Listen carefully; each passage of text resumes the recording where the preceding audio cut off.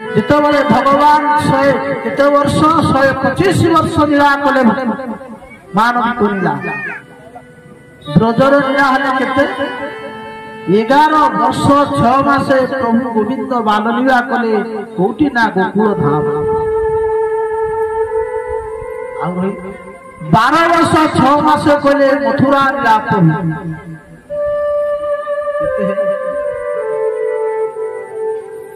तेणु 100 वर्ष संपूर्ण होची द्वारिका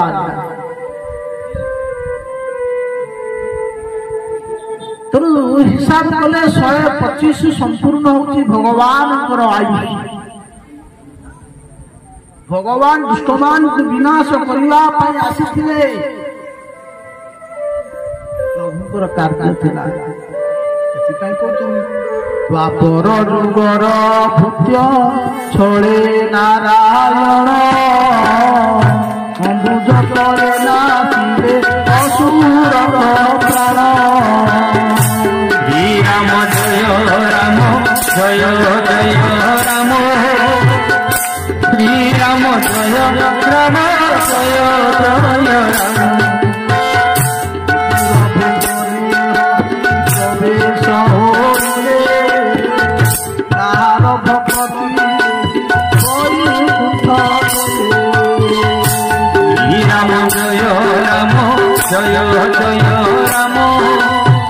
श्री राम जय राम जय जय राम हरि थोड़ा बाजी गले 10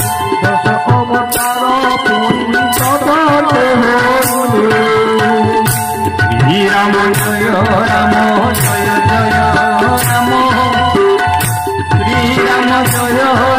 राम जय जय प्रभु आसाले भगवान होचन भक्त वत्सल भगवान भक्त को सब किछि करि पारिबे गोविंद जेतेबेले युधिष्ठिर टिके जेतेबेले जानिबे जे भगवान परीक्षित को प्रति जो कृपा कले मने मने भाबिले प्रकृति मु सब भगवान सब किछि हेई पारिबे भक्तन को पाखरे राजा परीक्षित को सुखदेव गोस्वामी जितेबाला कहले राजा कहले राजन पति गुरुरलंभवता जदूना दैव कुलपति कोचकी करहा अस्तेव मंगल भगता मुकुंद मुक्ति ददाति कैर्चिस्मन भक्ति योग भगवान सब किछ है तुम पाखे तुम जा चाहिए सेति भगवान ना भगवान भगवान कहते राजा परीक्षित राजन गुरु आपण भगवान को जदि भाविबे मोर से गुरु कृष्ण वंदे जगत गुरु हे गेले तुमर आउ गुरु आवश्यक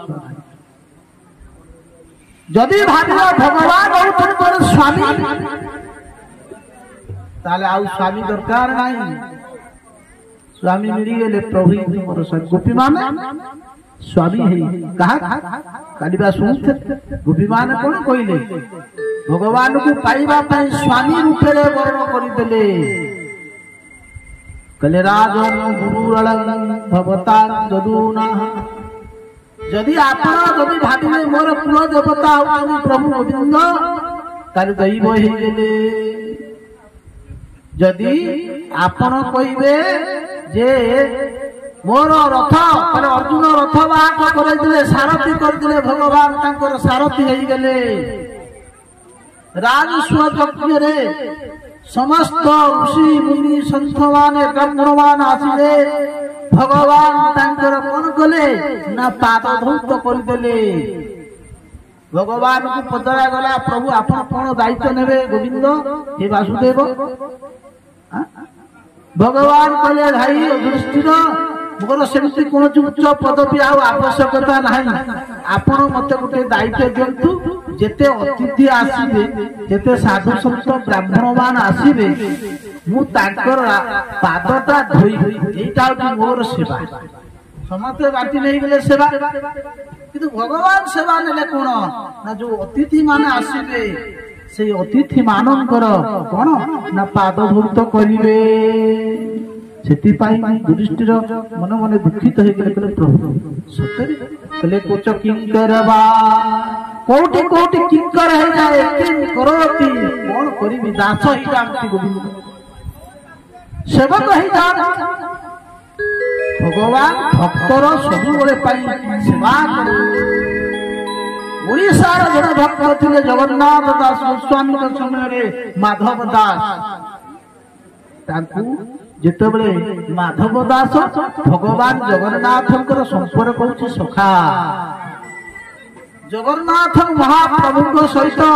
माधव दास प्रत्येक कथावार्ता हो जेतेबेले माधव दास देह खराब हो गला ताकु टिके शरीर असुस्थ हो गला तांकर पतला झाड़ा हला आ शेषरे महाप्रभु स्वयं एते कष्ट भोगुतले भक्त महाप्रभु तांकर शौच क्रिया नहीं करे दियो चिंता कर भगवान कोन नही बोले कोचकिन करवा कोटी दास होइते चाकर होइते प्रभु भक्तिर पाई आज सब किछि कले प्रभु भक्त को पाई आज भक्ति होई गले तांकर सेवा कले पांडवानंकर शेषरे तो बोले कौरव माने दुर्योधन आ देला बोला ना बिना युद्धरे देवी नाही कुची अक्रे भूमि शेषरे प्रभु कोन बोले ना बुझेइले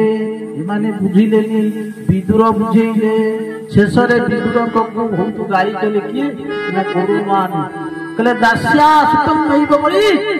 अरे कोई न प्रपजुहा दास्यं सुतम ये दासी पुत्र कुटीर दासी पुत्र को डाकिला किए से बहुत प्रकार धिक्कार कले विदुर शेषरे छाड़ी चली गले भगवान से विदुर घरे जाइकिरी कोन कले कहउछन कोन विदुर भुवने हरि रस होइले सार भगवती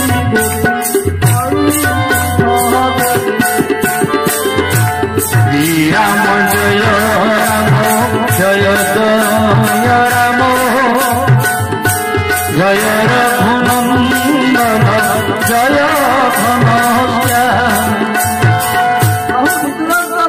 शाग पखाल खाइले प्रभु खाइले कि नहीं सेमिति तू विदुर घर पड़िया भक्त ही जा देखिया कि तुम घर प्रभु न खाइबे किंतु तमे सेवेगा भक्त होना निजु पचारियो तमे भाबुछ कोन जे जाइकि मुंडिया मार देले प्रभु तुम कथा सुनि अरे जेते भक्त हेचंती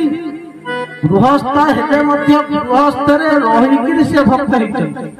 तले आपन तो गृहस्थ तले आपन काई सेविका भक्त हे पारिबे नाही हे पारिबे हां ताको बाग्या जदि आचरण करिवे ताले हबो आउ ताको बाग्या हम आचरण करि पाले नाही हां सेति पाई कहउछली प्रभु कोन कले शेषरे महाभारत युद्ध होला महाभारत युद्ध रे प्रभु हेले नायक